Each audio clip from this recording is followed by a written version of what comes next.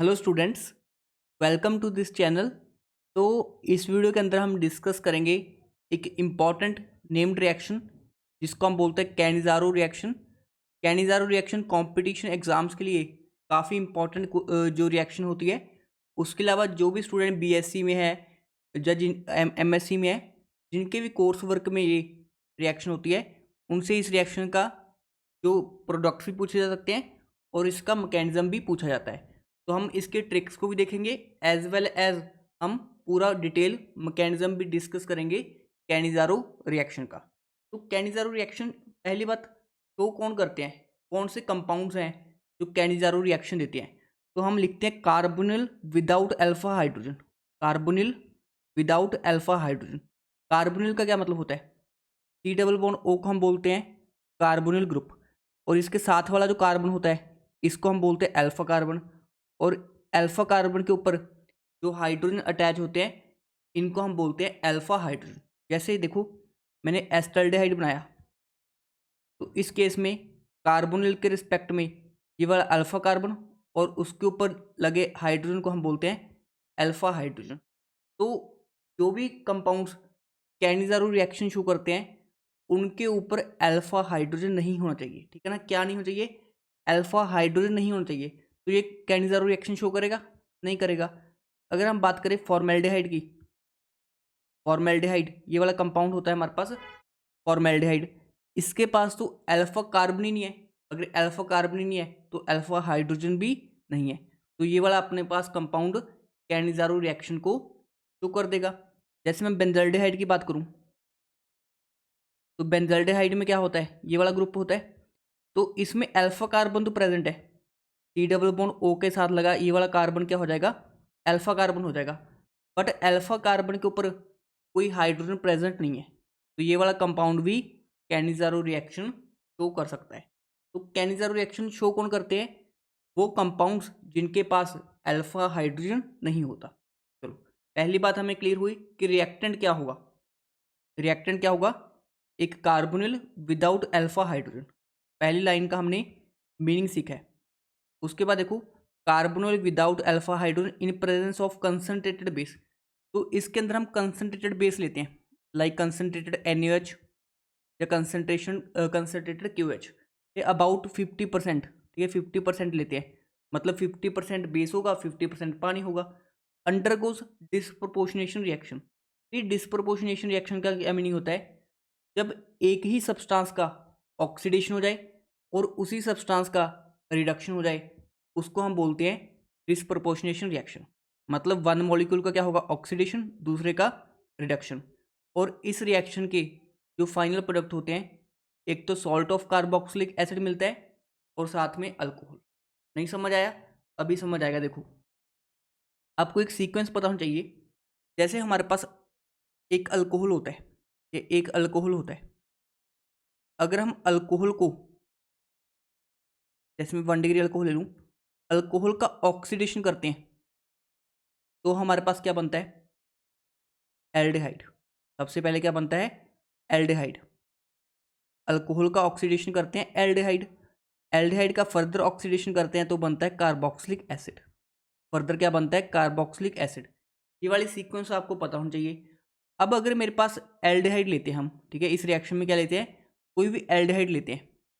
अगर एल्डिहाइड का हम रिडक्शन कर देंगे तो फिर से क्या बन जाएगा? अल्कोहल बन जाएगा। और एल्डिहाइड का फर्दर ऑक्सीडेशन कर देंगे तो कार्बोक्सिलिक एसिड बन जाएगा। तो इस रिएक्शन में यही कॉन्सेप्ट होता है कि जो हम एल्डिहाइड लेते हैं, जैसे मैंने लिया aldehyde HC double bond OH, ठीक है, इसकी हम 2 यूनिट्स लेते हैं, रिएक्शन करवाते हैं हम कंसनट्रेटेड बेस के साथ, अबाउट 50% लेते हैं कंसनट्रेटेड बेस। तो फाइनल प्रोडक्ट क्या बनते हैं? एक मॉलिक्यूल, 2 मॉलिक्यूल है, एक मॉलिक्यूल का ऑक्सीडेशन हो जाएगा, मतलब वो बन जाएगा कार्बोक्सिलिक एसिड। ये सेम कार्बन एटम का क्या बन जाएगा? Carboxylic acid. और दूसरे मॉलिक्यूल का क्या हो जाएगा? रिडक्शन। जब भी एल्डिहाइड का रिडक्शन होता है तो क्या बनता है? अल्कोहल बनता है। तो अल्कोहल भी सेम कार्बन एटम का, मतलब यहाँ पे एक कार्बन है तो एक कार्बन का ही हमारे पास अल्कोहल बनेगा। चाहे इसको हम लिख सकते हैं CH3OH। और साथ में हमारे पास क्या बन गया? एसिड बन गया। बट जब भी रिएक्शन बेसिक मीडियम में होती है ना, तो एसिड इस फॉर्म में नहीं रहता, बिकॉज ऑक्सीजन के साथ जुड़ा हाइड्रोजन क्या होता है, एसिडिक, तो ये सॉल्ट की फॉर्म में रहता है। तो ये क्या रहता है, सॉल्ट की फॉर्म में, मतलब O नेगेटिव की फॉर्म में है। तो ये भी कार्बोक्सिलिक एसिड का सॉल्ट, ठीक है ना, बना तो कार्बोक्सिलिक एसिड है, बट जब बेसिक मीडियम होता है तो कार्बोक्सिलिक एसिड का हमारे पास सॉल्ट बन जाता है, जिसको हम बोलते हैं कार्बोक्सिलेट आयन। चलो इतना पॉइंट सबको क्लियर हो चुका होगा कि हमारे पास इस रिएक्शन में एक मॉलिक्यूल का ऑक्सीडेशन हो गया, एक का रिडक्शन। जब एल्डिहाइड से कार्बोक्सिलिक एसिड का सॉल्ट बना तो हम इसको बोलेंगे ऑक्सीडेशन, ठीक है। और दूसरे का हमारे पास सेम मॉलिक्यूल का क्या हो गया, रिडक्शन, किसमें, अल्कोहल में। तो एक ही मॉलिक्यूल का ऑक्सीडेशन हो रहा है और एक ही मॉलिक्यूल का रिडक्शन हो रहा है, इसलिए इस रिएक्शन को हम बोलते हैं डिसप्रपोर्शनेशन रिएक्शन। क्या आई थिंक सभी को डिसप्रपोर्शनेशन रिएक्शन का मीनिंग समझ आ चुका होगा।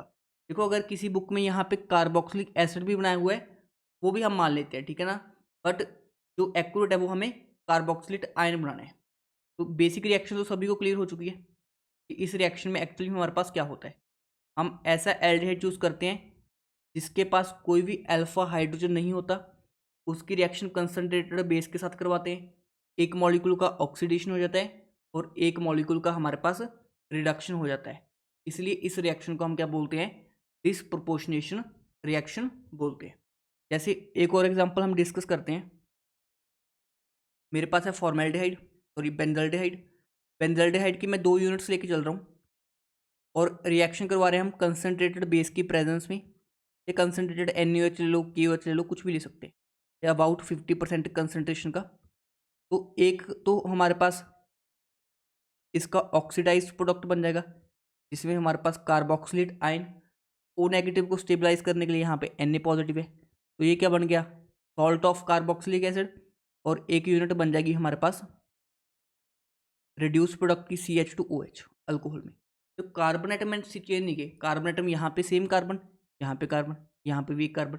कार्बन एटम का नंबर इंक्रीज या डिक्रीज नहीं करना होता।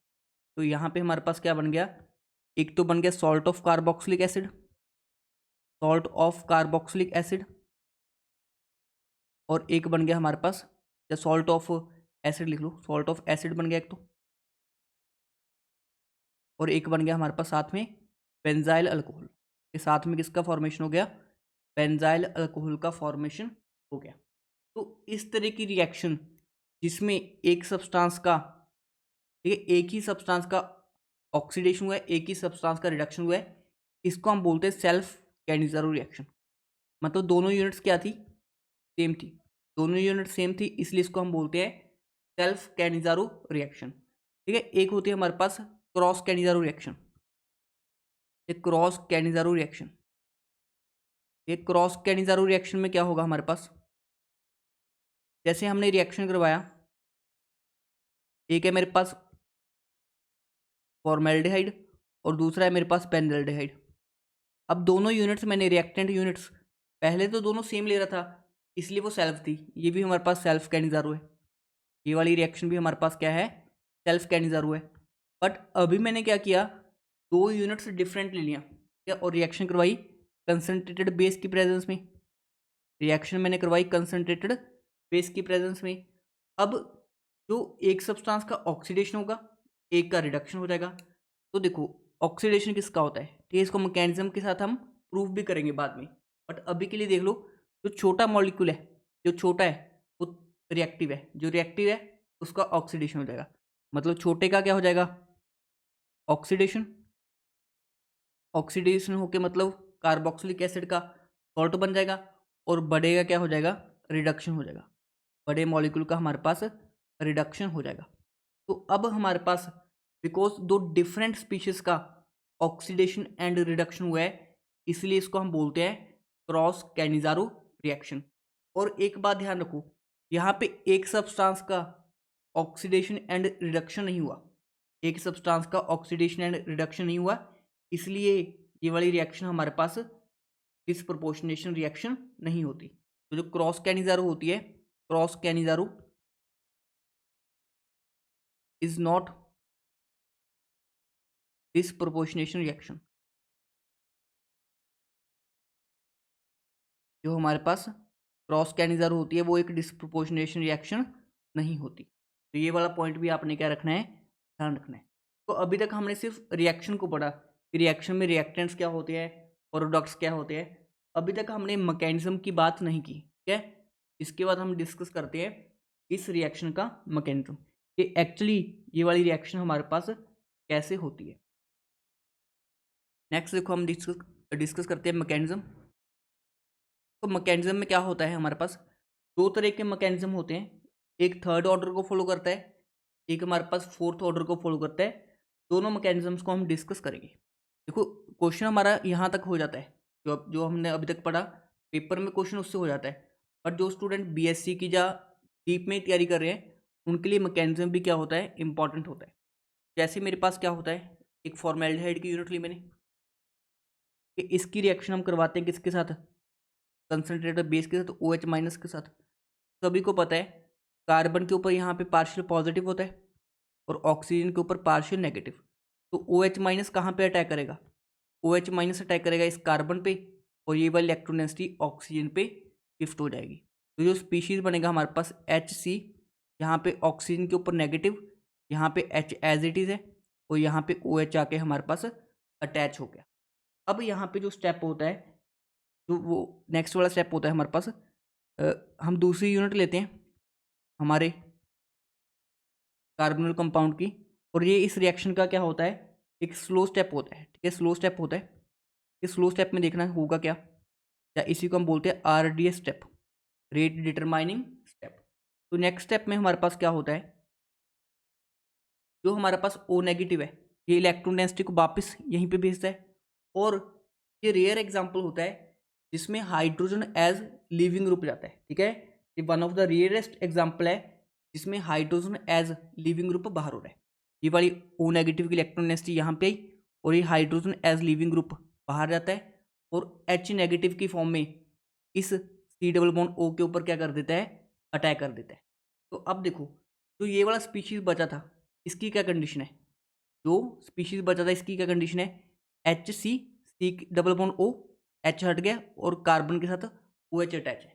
तो जिस ये वाले स्पीशीज का सिचुएशन देखो क्या बन रहा है हमारे पास, HC डबल बॉन्ड OOH, ठीक है। इसका ये बन गया हमारे पास HC डबल बॉन्ड O हो गया और साथ में OH अटैच है, मतलब हमारे पास फॉर्मिक एसिड बन गया। और जिसके ऊपर अटैक हुआ है उसकी क्या कंडीशन है, यहाँ पे H है, यहाँ पे C है, यहाँ पे H है। H माइनस ने अटैक किया मतलब H के साथ इसका बॉन्ड बन गया और ये वाली इलेक्ट्रॉन डेंसिटी ऊपर शिफ्ट हो गई होगी, तो यहाँ पे क्या बन गया, O नेगेटिव बन गया।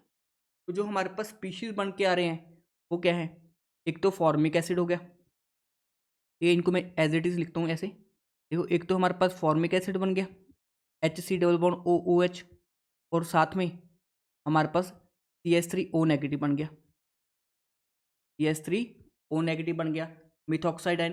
अब मुझे बताओ एक स्पीशीज ऐसा है जिसमें नेगेटिव चार्ज ऑक्सीजन पे है और साथ में एसिड है, तो एसिड के ऊपर H तो रह ही नहीं सकता बेस के साथ, तो ये वाला H हमारे पास ये मिथॉक्साइड आयन ले जाएगा और जो फाइनली बनेगा हमारे पास HC double bond O minus, जो कि हमारे पास सॉल्ट ऑफ एसिड होता है और साथ में जो हमारे पास स्पीशीज बन गया CH3OH।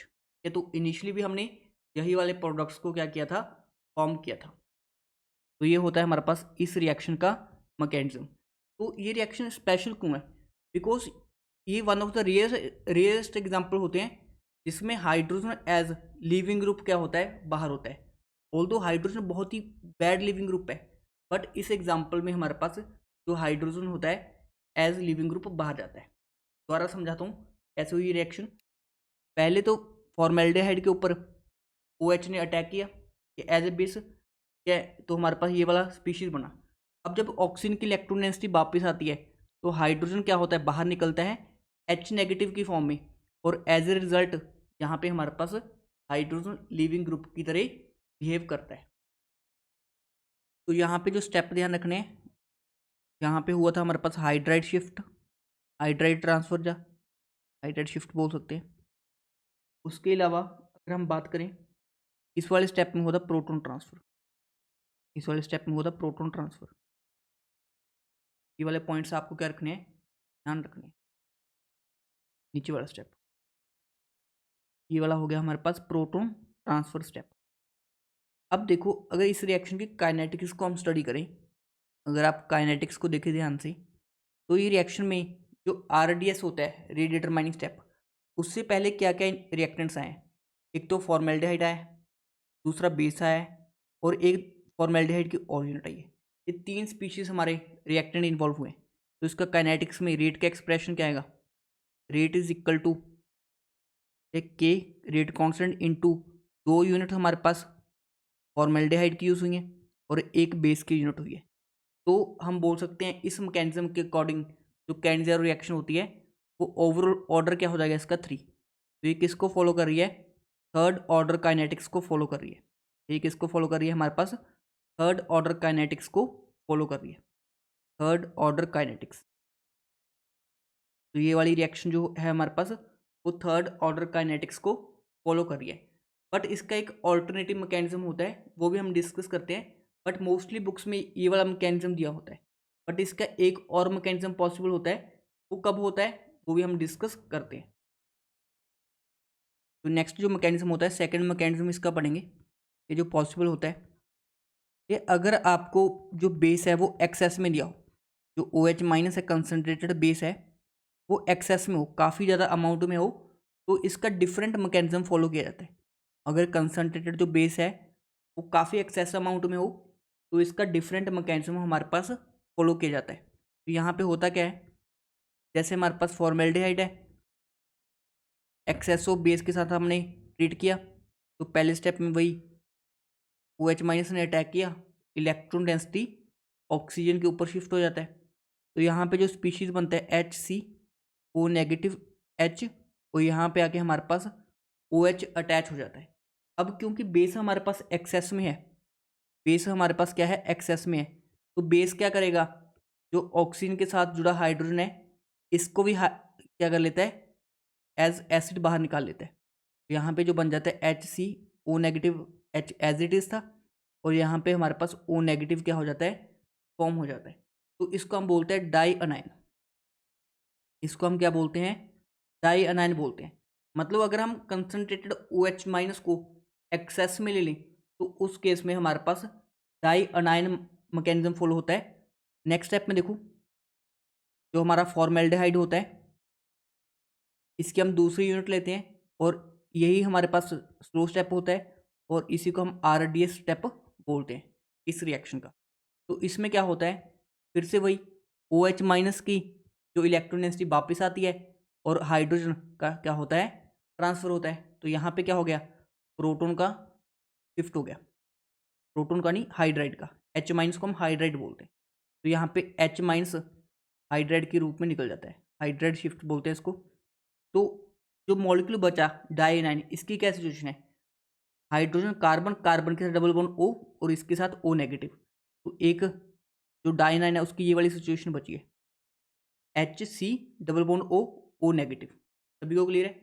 अब जिसके ऊपर अटैक हुआ है उसकी क्या सिचुएशन है, HCO माइनस H, और यहाँ पे क्या आ गया, H आ गया। तो यहाँ पे जो स्पीशीज बन चुके हैं हमारे पास, देखो क्या है, एक तो एसिड बन चुका है HC double bond O negative, और दूसरा हमारे पास CH3O नेगेटिव। ठीक है, जो CH3O नेगेटिव होता है सोल्यूशन में से H प्लस ले लेता कहीं पे भी, ठीक है ना, सोल्यूशन में H प्लस तो अवेलेबल होता ही है। तो H प्लस लेके ये किस में कन्वर्ट हो जाता है, CH3OH अल्कोहल में, और साथ में हमारे पास जो सॉल्ट है वो एज इट इज़ रहता है। तो इस रिएक्शन में भी सेम ही प्रोडक्ट्स हमारे पास क्या होते हैं, फॉर्म होते हैं। इस रिएक्शन में हमारे पास क्या होते हैं, सेम प्रोडक्ट्स ही फॉर्म होते हैं। पर दोनों में डिफरेंस क्या है, ये दोनों मैकेनिज्म में डिफरेंस क्या है, जहाँ पे हमने बेस क्या है, एक्सेस में लिया था, ठीक है ना। अगर बेस एक्सेस में लिया था तो ये वाला CH3OH भी इस नेगेटिव की फॉर्म में रह सकता है। तो ये वाले प्रोडक्ट्स भी पॉसिबल हैं, या ऊपर वाला प्रोडक्ट इस फॉर्म में भी आप रिप्रेजेंट कर सकते हो। ये यही इस रिएक्शन के क्या होते हैं, फाइनल प्रोडक्ट होते हैं। बट अब डिफरेंस क्या है, यहाँ पे देखो, वहाँ पे क्या हुआ था, हमने एक बेस को लिया था, बट यहाँ पे 2 बेस ले लिए। पहले बेस ने तो क्या किया, अटैक किया एज न्यूक्लियोफाइल, दूसरे ने एज बेस एक्ट किया, और ये वाला हाइड्रोजन एक्सट्रैक्ट किया। तो इस रिएक्शन का अगर हम ऑर्डर देखें, ये वाला स्टेप स्लो स्टेप है, तो स्लो स्टेप से पहले कौन कौन से रिएक्टेंट मॉलिक्यूल्स लिए हमने?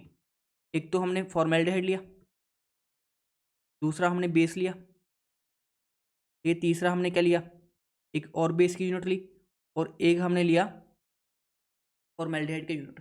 तो दो बेस की यूनिट होगी, दो एल्डिहाइड की यूनिट होगी। तो अगर इसका रेट एक्सप्रेशन लिखें, रेट एक्सप्रेशन क्या हो जाएगा हमारे पास, के इंटू एल्डिहाइड की पावर 2 एंड बेस की पावर 2। तो ये रिएक्शन कौन से ऑर्डर की काइनेटिक्स को फॉलो करती है? तो हम बोलेंगे जो रेट है वो फोर्थ ऑर्डर की काइनेटिक्स को फॉलो करती है। रेट किसको फॉलो करती है? फोर्थ ऑर्डर की काइनेटिक्स को फॉलो करती है। उसके बाद देखो स्टूडेंट, अब हमारे पास जब क्रॉस कॉन्जुगेशन होती है, सॉरी क्रॉस कैनिजारो होती है, तो एक सब्सटेंस का हम ऑक्सीडेशन करते हैं, दूसरे का रिडक्शन। अब किसका ऑक्सीडेशन करते हैं, किसका रिडक्शन करते हैं, वो भी हमें मैकेनिज्म से क्लियर होगा। देखो मैकेनिज्म समझो क्या था, जिस स्पीशीज के ऊपर हमने अटैक किया, जिस स्पीशीज के ऊपर अटैक किया वही फाइनली जाके देखो जिसके ऊपर हमने अटैक किया है उसी का एसिड बन रहा है, ठीक है ना। जिसके ऊपर अटैक किया है उसी का फाइनली हमारे पास एसिड मिलता है। तो यहाँ से हम बोल सकते हैं जिसके ऊपर अटैक होगा उसी का एसिड मिला, मतलब जिसके ऊपर न्यूक्लियोफाइल का अटैक हो रहा है उसी का ऑक्सीडेशन हो रहा है, मतलब जिसके ऊपर अटैक हुआ उसी का इजिली हमारे पास ऑक्सीडेशन होगा। तो अगर हम बात करें सिंपल सा, देखो अगर हमारे पास एक था फॉर्मेल्डिहाइड और दूसरा था बेंजल्डिहाइड, आपको इतना तो आइडिया होना चाहिए कि जो अटैक है हमारे पास फॉर्मेल्डिहाइड के ऊपर इजीली हो सकता है। OH माइनस का अटैक एज न्यूक्लियोफाइल कहाँ पे इजीली हो जाएगा? हमारे पास फॉर्मेल्डिहाइड के ऊपर। तो इसीलिए फॉर्मेल्डिहाइड का क्या होता है हमारे पास, ऑक्सीडेशन, और बेंजल्डिहाइड का रिडक्शन। तो स्टूडेंट ये रट लेते हैं कि छोटे स्पीशीज का ऑक्सीडेशन बड़े का रिडक्शन, वो कॉन्सेप्ट नहीं है। कॉन्सेप्ट ये है OH माइनस यहाँ पे अटैक करता है कि उसका ऑक्सीडेशन हो जाता है। OH माइनस ने फॉर्मेल्डिहाइड के ऊपर अटैक क्यों किया? बिकॉज फॉर्मेल्डिहाइड में साथ वाले की कोई स्टेरिक हिंड्रेंस भी नहीं है और इसके ऊपर पार्शियल पॉजिटिव भी काफ़ी ज़्यादा है। इसके ऊपर पार्शियल पॉजिटिव भी है और कोई स्टेरिक हिंड्रेंस भी नहीं है, इसलिए वो पढ़ते हो न्यूक्लियोफिलिक एडिशन में। इसलिए हमारे पास जो ये वाला स्पीशीज होता है के ऊपर अटैक होता है उसका तो एसिड बन जाता है और साथ वाले स्पीशीज का अल्कोहल हमारे पास फॉर्म हो जाता है। अगर हम बात करें, एक इंपॉर्टेंट एग्जांपल होता है, आप बताना इस पर्टिकुलर कंपाउंड को हम बोलते हैं क्लोरल, है ना। इस पर्टिकुलर कंपाउंड को हम क्या बोलते हैं? क्लोरल, क्लोरल, है ना। ये भी कैंसर शो करता है। और साथ में ले लिया हमने बेंजल्डिहाइड या आप फॉर्मेल्डिहाइड ले लो।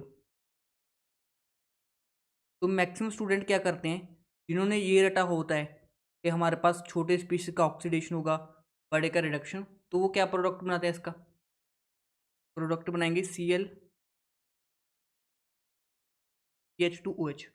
बड़े वाले का रिडक्शन और छोटे वाले का क्या कर देते हैं?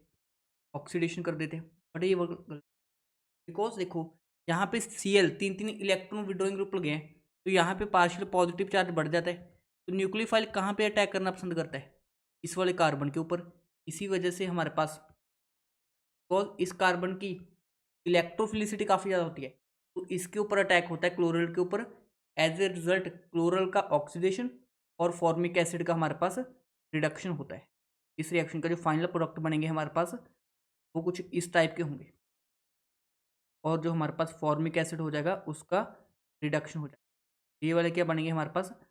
फाइनल प्रोडक्ट बनेंगे इस रिएक्शन के लिए। आई थिंक अभी तक आप सभी को एक कैनिज़ारो रिएक्शन पूरी डिटेल में समझ आई होगी कि कैसे हम कैनिज़ारो रिएक्शन को करवाते हैं विद डिटेल्ड मैकेनिज्म। ठीक है, मैकेनिज्म आप कोई भी लिख के आ सकते हो, ठीक है ना। ये वाला मैकेनिज्म लिखाओगे तब भी आपको पूरे मार्क्स एग्जाम के अंदर मिलेंगे। इसके अलावा पहले आपने एक जर्नल रिएक्शन लिखना होता है, उसके बाद मैकेनिज्म लिखना होता है, और स्टेप बाय स्टेप को आप एक्सप्लेन भी कर सकते हो, इससे आपके बेटर अच्छे मार्क्स आएंगे।